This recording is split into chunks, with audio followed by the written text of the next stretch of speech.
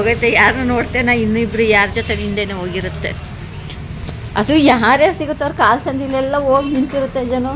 Bread biscuit ಹಾಕ್ತಾರೆ ಅಂದ್ಬಿಟ್ಟು ration ಥರ ಹೋಗ್ತಿದ್ದೀವಿ. ಬರ ಬಿಸ್ಕೆಟ್ ತಿನ್ಕೊಂಡು ಬಿಸ್ಕೆಟ್ ಎಲ್ಲ ಹಾಕಿದ್ರಿ.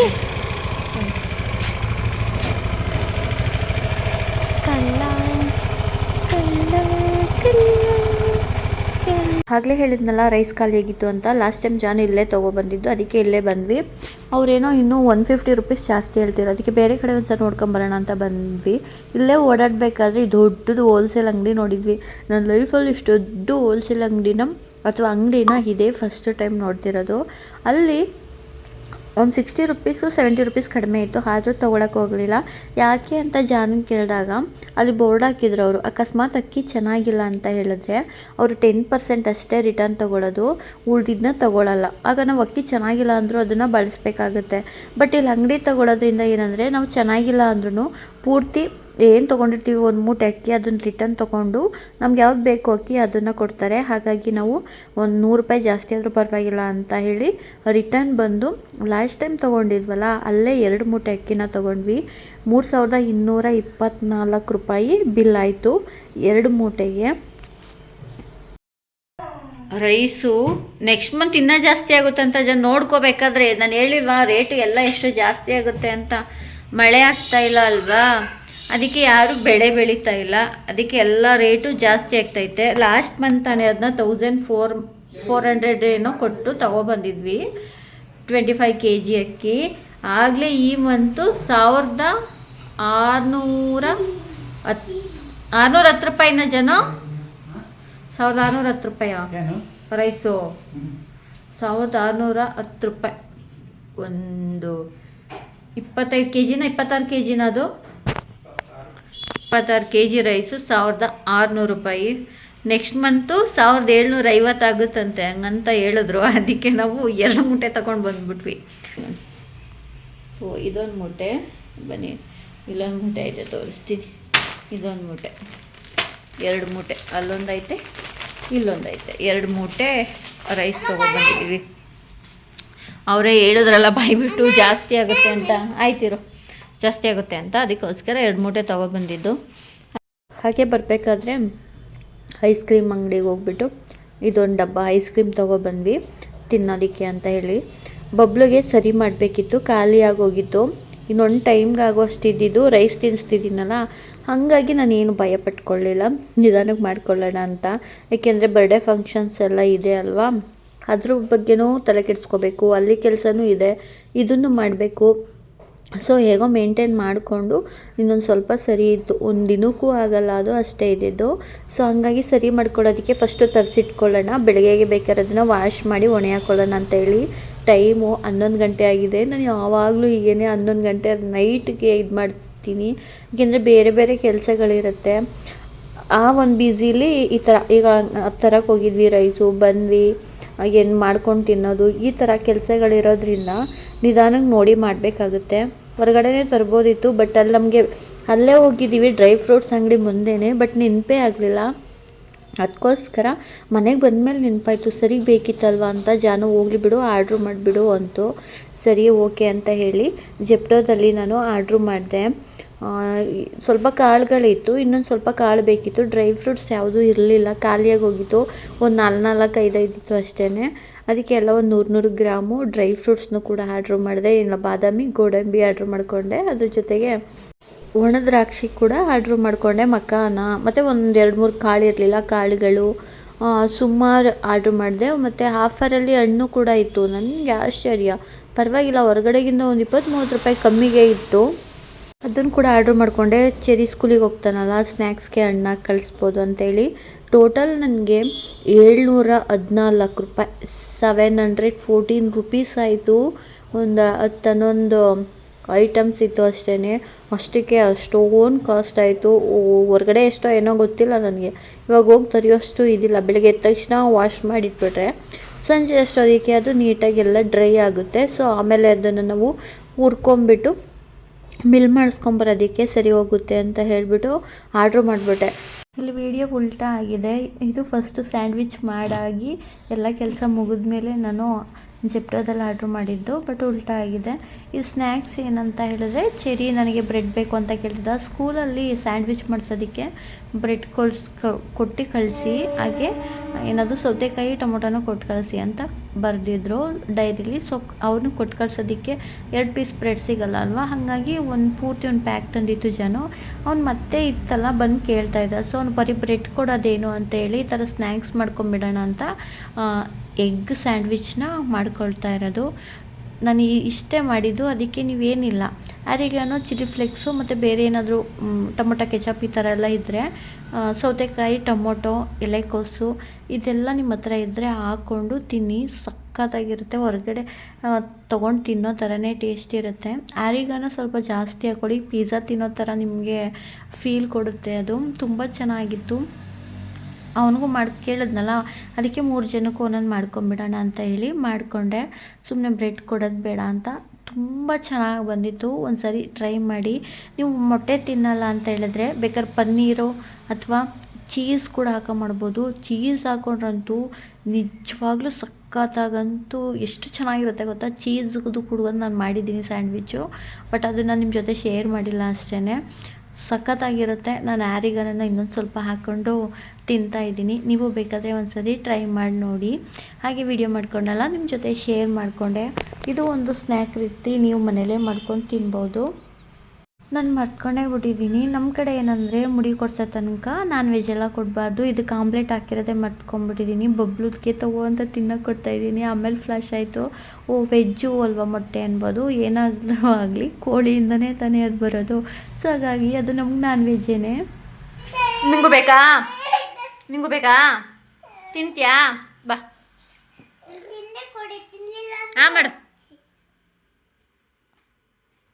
ಸಾಕು ಸಾಕು. ಕೆಂಪರಾಜ ಇವನು.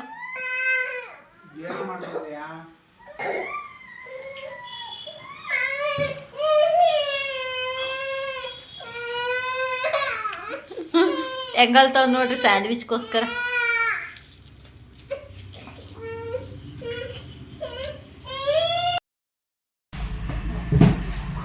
ಹಾಂ, ಬಬ್ಲು ಮಾಡಿರೋದು ನೋಡಿ. ಅವ್ನ ಮೈಂಡ್ ಡೈವರ್ಟ್ ಮಾಡೋದಕ್ಕೆ ಆಟೋ ಸಾಮಾನು ಎಲ್ಲನೂ ತಗೊಂಡು ಆಟೋ ಆಡೋದು ಕೊಟ್ಟರೆ ಒಳಗಡೆ ಇಟ್ಟಿರೋದೆಲ್ಲ ಈಚೆಗೆ ಎಳೆದು ಚಿಂದಿ ಚಿತ್ರಾನ್ನ, ಬೂಂದಿ, ಮೊಸರನ್ನ ಮಾಡಿಕ್ಕವನಿ. ಇಲ್ಲಿ ನಮ್ಮ ಚೆರಿ ಮಲಗಿದ್ದಾನೆ. ಪಾಪ ಜ್ವರ ಬಂದ್ಬಿಟ್ಟೈತೆ. ಹೇಗಿದೆಯಾ ಚೆರಿ ಇವಾಗ? ಪರವಾಗಿಲ್ವಾ? ಹಾಂ,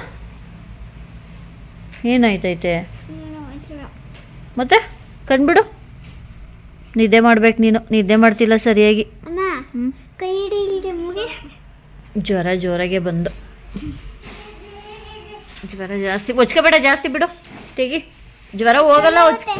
ಹಿಂಗೆ ಹೊಚ್ಕೊ ಸಾಕು. ಹಾಂ ಬೇಡ, ಜ್ವರ ಒಳಗಡೆನೇ ಇರುತ್ತೆ, ಹೋಗಲ್ಲ. ಆಮೇಲೆ ಚಳಿ ಐತೈತಾ? ನಾಳೆಗೆ ಬರ್ಡೆ. ಇವತ್ತು ಸರಿ ಜ್ವರ ಬಂದು ಮಲಗವನೆ. ಬೇಜಾರಾಗುತ್ತೆ, ಏನು ಮಾಡೋಕ್ಕಾಗಲ್ಲ ಇವಾಗ. ಅಲ್ಲಿ ನೋಡಿ ಅವನು.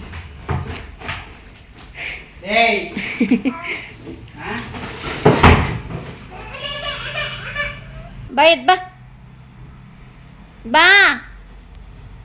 ನೋಡಿ ಬಿದ್ದ ಅಂದ್ಬಿಟ್ಟು ಕರ್ಕೊಬಂದು ಸಮಾಧಾನ ಮಾಡಿದ್ದೀನಿ. ಕೂರಿಸ್ಕೊಂಡ್ರೆ ಮತ್ತೆ ಎದ್ದೋಗಿ ಅಲ್ಲೇ ಕುತ್ಕೊಂಡು ಆಟ ಆಡ್ತಾ ಇದ್ದಾನೆ. ಏನು ಮಾಡೋದು ಇವ್ರಿಗೆ ಹೇಳಿ. ಜಾನು ಇಲ್ಲಿ ಬೆಳಗ್ಗೆಗೆ ಬರ್ಡೇ ಇದೆಯಲ್ಲ, ಹಾಗಾಗಿ ನೈಟ್ ಆಗಿದೆ. ಡೆಕೋರೇಷನ್ಗೆ ಏನೇನು ಬೇಕು ಎಷ್ಟು ಸಾಧ್ಯನೋ ಅಷ್ಟು ಮಾಡ್ಕೊಳ್ತಾ ಇದ್ದೆ. ಈ ಥರ ಎಲ್ಲ ಏನೇನು ಬೇಕು ಅದನ್ನ ಮೇನ್ ರೆಡಿ ಮಾಡಿ ಇಟ್ಕೊಂಡ್ಬಿಟ್ರೆ ಉಳ್ದಿದ್ದನ್ನ ಬೆಳಗ್ಗೆಗೆ ಮಾಡ್ಕೊಬೋದು. ಇಲ್ಲ ಟೈಮ್ ಆಗೋದೇ ಗೊತ್ತಾಗಲ್ಲ ಅಲ್ವಾ. ಹಾಗಾಗಿ ಸೊ ನಾವು ಇದೇ ಥರ ಡಿಸೈನ್ ಮಾಡೋಕ್ಕೆ ಕೇಳಿದ್ವಿ. ತುಂಬ ಜಾಸ್ತಿ ದುಡ್ಡು ಕೇಳಿದ್ರು ಅನಿಸುತ್ತೆ. ಅದಕ್ಕೆ ಜಾನು ಬೇಡ ಅಂತ ಹೇಳ್ಬಿಟ್ಟು ಇದೆಲ್ಲ ನಾವು ದುಡ್ಡು ಕೊಟ್ಟು ತರಿಸ್ಕೊಂಡಿರೋದು. ತುಂಬ ಕಾಸ್ಟ್ ಆಗುತ್ತೆ ಹೊರಗಡೆ ಆದರೆ. ಸೊ ಅವ್ರು ಮಾಡ್ಕೊಳ್ಳೋದಕ್ಕೆ ಅವ್ರಿಗಾದರೆ ಏನು ಗೊತ್ತಾ, ಅವ್ರ ಹತ್ರ ಇರೋದನ್ನ ಎಲ್ಲರಿಗೂ ಯೂಸ್ ಮಾಡ್ತಾರೆ. ಒಂದು ಸರಿ ಇನ್ವೆಸ್ಟ್ ಮಾಡ್ತಾರೆ. ಕೆಲವನ್ನ ಅಷ್ಟೇ ಸ್ವಲ್ಪ ದುಡ್ಡು ಇನ್ವೆಸ್ಟ್ ಮಾಡಿ ತೊಗೊಳ್ಳೋದು. ಬಲೂನ್ಸು ಬೇರೆ ಯಾವ್ದು ಹೊಡೆದೋಗುತ್ತೆ ಆ ಥರದ್ದು. ಇನ್ನೆಲ್ಲ ಅದು ಅವ್ರಿಗೆ ರೀಯೂಸ್ ಆಗಿರೋದ್ರಿಂದ ಅವ್ರಿಗೇನು ಜಾಸ್ತಿ ದುಡ್ಡು ಬೀಳಲ್ಲ. ನಮಗೆ ಜಾಸ್ತಿ ಕಾಸ್ಟ್ ಕೇಳಿದ್ರು. ಓಕೆ ನಾವೇ ಏನೋ ಒಂದು ಮಾಡ್ತೀನಿ ಅಂತ ಹೇಳಿ ಜಾನು ಇದೆಲ್ಲ ಆರ್ಡ್ರ್ ಕೊಟ್ಟು ಲ್ಯಾಪ್ಟಾಪಲ್ಲಿ ಯಾವ ಥರ ಬೇಕು ಆ ಥರ ಎಲ್ಲ ಡಿಸೈನ್ ಮಾಡಿ ಆರ್ಡ್ರ್ ಕೊಟ್ಟು ತರಿಸ್ಕೊಂಡಿರೋದು. ಇದನ್ನು ಅವರೇ ರೆಡಿ ಮಾಡ್ತಿರ್ತಾರೆ. ಅವ್ರ ಕೊಲಿಗೊಬ್ಬರು ಬರ್ತಾರೆ, ಅವರು ಸ್ವಲ್ಪ ಹೆಲ್ಪ್ ಮಾಡ್ತಾರೆ. ಇವನ್ನ ಇನ್ನೂ ಸ್ನಾನ ಮಾಡಿಲ್ಲ, ಇವನು ಪೋಲಿಯವನ್ನ ನಾಳೆಗೆ ಬಬ್ಲೋದು ಬರ್ಡೇ. ಹೋಗಿ ಅಮ್ಮ ಡ್ಯಾನ್ಸ್ ಮಾಡ್ತಾವ ನೋಡಿ. ಬಬ್ಲು ನಿನ್ನ ಬರ್ಡೇನ ಡ್ಯಾನ್ಸ್ ಮಾಡವ ಡ್ಯಾನ್ಸ್ ಮಾಡವ ಅಲ್ಲೇ ನಿಂತ್ಕವ ಡ್ಯಾನ್ಸ್ ಮಾಡವ. ಸೊ ಇದು ವಿಂಡೋ ಸೈಜ್ ಏನಿದೆ ಆ ಸೈಜಿಗೆ ಮೆಜರ್ಮೆಂಟ್ ತೊಗೊಂಡು ಈ ಥರ ಡಿಸೈನ್ನ ಜಾನು ಮಾಡಿಸಿ ತರಿಸಿದ್ದಾರೆ. ಹಾಗೆ ಬಾಕ್ಸ್ಗಳದ್ದು ಅಷ್ಟೇ, ಅದಕ್ಕೂ ಮೆಜರ್ಮೆಂಟ್ ತೊಗೊಂಡೆ ನಾವು ಮಾಡಿಸಿರೋದು. ಇನ್ನು ಅದು ಪಾಟ್ ಇದೆಯಲ್ಲ ಅದು ಮನೇಲೇ ಇತ್ತು, ಅದನ್ನಿಟ್ಟು ಏನೇನೋ ಡೆಕೋರೇಷನ್ ಮಾಡ್ತಿದ್ದಾರೆ. ಈ ಕಡೆ ಬಂದರೆ ಚೆರಿಗೆ ಜ್ವರ ಬಂದಿತ್ತು. ಹಂಗಂತ ಹೇಳಿ ಟಾನಿಕ್ ಇತ್ತಲ್ಲ, ಬಬ್ಲಿಗೆ ವ್ಯಾಕ್ಸಿನ್ ಹಾಕ್ಸೋಕೆ ಹೋಗಿದ್ದಾಗ ಜ್ವರ ಟಾನಿಕ್ನ ನಾನು ಬರೆಸ್ಕೊಂಡಿದ್ದೆ. ಅವನು ಫಸ್ಟು 1 ಇಯರ್ ತನಕ ಸ್ವಲ್ಪ ಕಡಿಮೆ ಇದ್ದಿರೋದು ಪವರ್ ಇರೋದನ್ನ ಮಕ್ಳಿಗೆ ಕೊಡ್ತಾರೆ. 1 ಇಯರ್ ಆದಮೇಲೆ ಚೇಂಜ್ ಮಾಡ್ತಾರೆ. ಏಜ್ ಆಗ್ತಾ ಪವರ್ ಕಡಿಮೆ ಇರೋದ್ರಿಂದ ಜ್ವರ ಹೋಗಲ್ಲ ಅಲ್ವಾ, ಹಾಗಾಗಿ. ಸೊ ಅದೇ ಟಾನಿಕ್ಕು ಇವನಿಗೂ ಆಗುತ್ತೆ ಅಂದರು. ನಾನು ಇವ್ನಿಗೆ ಆಗ್ತಿರೋ ಟಾನಿಕ್ನ ಒಂದು ತೆಕ್ಕೊಳ್ಳೋಣ ಅಂತ ಕೇಳಿದೆ. ಪರವಾಗಿಲ್ಲ ಇದೇ ಆಗುತ್ತೆ ಹಾಕಿ ಅಂತ ಹೇಳಿದ್ರು. ಸರಿ ಅಂತ ಹೊಸದು ಅವ್ನಿಗೆ ಹಾಕೋಕ್ಕೆ ಆಗ್ತಿತ್ತು ಇರಲಿಲ್ಲ. ಸೊ ಬಬ್ಲಿಗೆ ತಂದಿದ್ದೇ ಇತ್ತಲ್ಲ, ಇದೇ ಆಗುತ್ತೆ ಅಂತಿದ್ರಲ್ಲ ಇವನಿಗೂ ಅಂತ ಹೇಳಿ ಹಾಕ್ಬಿಟ್ಟೆ. ಅದೇನಾಗ್ಬಿಟ್ಟು ಇವನಿಗೆ ಅಲರ್ಜಿ ರಿಯಾಕ್ಷನ್ ಆಗಿದೆ ಆ ಒಂದು ಸಿರಪ್ಪು. ಸೊ ಆ ಸಿರಪ್ ತಗೊಂಡಿದ್ದ ಮೇಲೆ ಇವನಿಗೆ ಈ ರಿಯಾಕ್ಷನ್ ಆಗಿರೋದು. ಈ ಥರ ಸೊಳ್ಳೆ ಕಚ್ಚಿರೋ ಥರ. ನಾವು ಸೊಳ್ಳೆ ಜಾನು ಏನೋ ಇವನಿಗೆ ಅಲರ್ಜಿ ಆಗಿರಬೇಕು, ಟಾನಿಕ್ಕಿಂದು ಹೋಗಿ ತೋರಿಸ್ಕೊಂಬರ್ತೀನಿ ಅಂದರು. ನಾನು ಇಲ್ಲ ಇರು ನೋಡೋಣ, 1 ಅವರ್ 1 ಅರ್ಧ ಗಂಟೆ ನೋಡು, ಸೊಳ್ಳೆಗಿಳೆ ಏನಾದರೂ ಕಚ್ಚಿದ್ರೆ ಅದು ಸೊಳ್ಳೆ ಕಚ್ಚಿರೋ ಅದೇ ಥರ ಗನ್ನೆ ಬರುತ್ತೆ ಅಂತ ಹೇಳಿದೆ. ಸರಿ ಆಯಿತು ಅಂತೇಳಿ ಹೊರಗಡೆ ಹೋಗಿದ್ರು. ಅವನು ಫೋನ್ ಮಾಡಿ ಕೇಳಿದೆ, ಇದಿದೆಯಾ ಇನ್ನೂ ಜಾಸ್ತಿ ಏನಾದರೂ ಆಗಿದೆಯಾ ಮೈಯಲ್ಲಿ ನೋಡಿ ಅಂತ. ಇಲ್ಲ ಇದ್ದಿದ್ದೆಲ್ಲ ಹೊರಟೋಗೈತೆ ಅಂತು. ನಾನು ಬೈದೆ, ಸೊಳ್ಳೆ ಕಚ್ಚಿರೋದಕ್ಕೆ ನನಗೆ ಗಾಬರಿ ಮಾಡಿಸ್ತೀಯ ನೀನು ಅಂದ್ಕೊಂಡು ಸುಮ್ಮನೆ ಆಗೋದೆ. ಅದೆಲ್ಲ ಹೊರಟೋಯ್ತು. ನೈಟ್ ಊಟ ಎಲ್ಲ ಮಾಡಿ ಒಂದು 11:30 ಇದು ಡೆಕೋರೇಷನ್ ಎಲ್ಲ ಜಾನು ಎಲ್ಲ ಮಾಡ್ತೀವಿ ರೆಡಿ ಮಾಡಿದರು. ಪಾಪ ರಾತ್ರಿ 12 ಗಂಟೆ 1 ಗಂಟೆ ಅವರು ಮಲ್ಕೊಂಡಾಗ ನಾವು ಅಷ್ಟೇ ಅವಾಗಲೇ ಮಲ್ಕೊಂಡಿದ್ದು. ಏನು ಮಾಡ್ದೆ ಗೊತ್ತಾ, ಇಲ್ಲಿ ಹಾಕಿಸ್ತಾನೆ ಇಲ್ಲಿ ಹಿಂಗೆ ಇಲ್ಲ ಒಂದು ಗಾಸಕ್ಕೆ ಇಷ್ಟೊಂದಾಗೈತೆ, ದಿನ ಮಲ್ಕೊಳ್ಳೋದೇ ಇಲ್ಲ ಏನೋ ಕಳ್ಳ. ನಾಳೆ ನೋಡಿ ಬರ್ಡೇ ಫಂಕ್ಷನ್ ಇಟ್ಕೊಂಡಿದ್ದೀವಿ. ಇವತ್ತು ನೋಡಿದ್ರೆ ಚೆರಿಗೆ ಜ್ವರ ಬಂದ್ಬಿಟ್ಟಿದೆ. ಇದು ನೋಡಿ ಎಷ್ಟು ಬೇಜಾರಾಯಿತು ಗೊತ್ತಾ, ಬಟ್ಟೆ ಬೇಜಾರಾಯಿತು. ನಮ್ಮ ಮನಸ್ಸೆಲ್ಲ ಅವನ ಹತ್ರನೇ ಇರುತ್ತೆ.